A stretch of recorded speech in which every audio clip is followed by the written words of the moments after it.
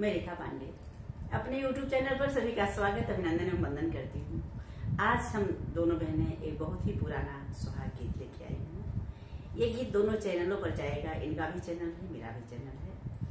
ये दोनों चैनलों पर आप लोग सपोर्ट कीजिएगा और कमेंट बॉक्स में जरूर बताइएगा सुहाग गीत कैसा लगा। बहुत ही सुंदर, बहुत ही प्यारा है। पूरा सुनिएगा, बीच में मत छोड़िएगा।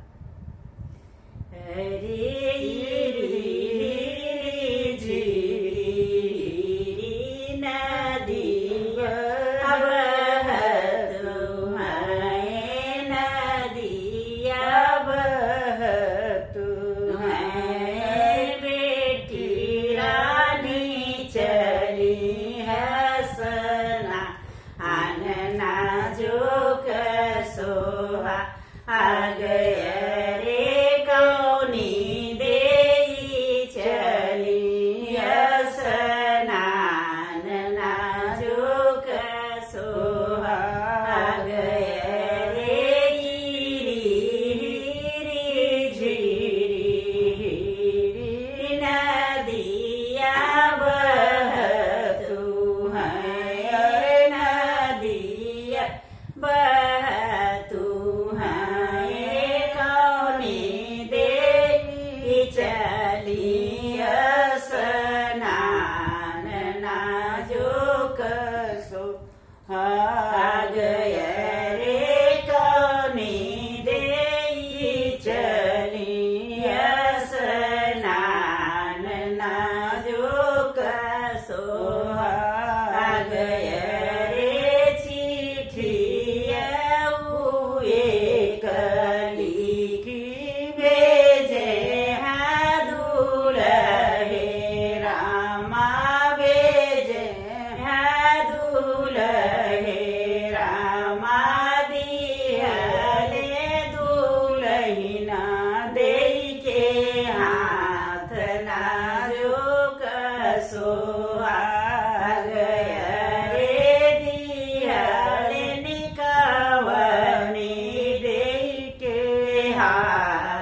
नाजुक सोहा।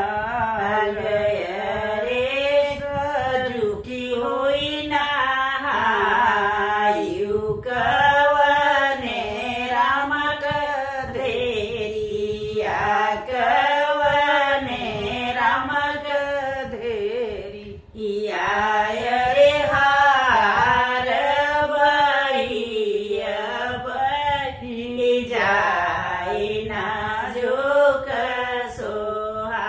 आ गया रे हार बहिया बही जाई नाजुक सोहा।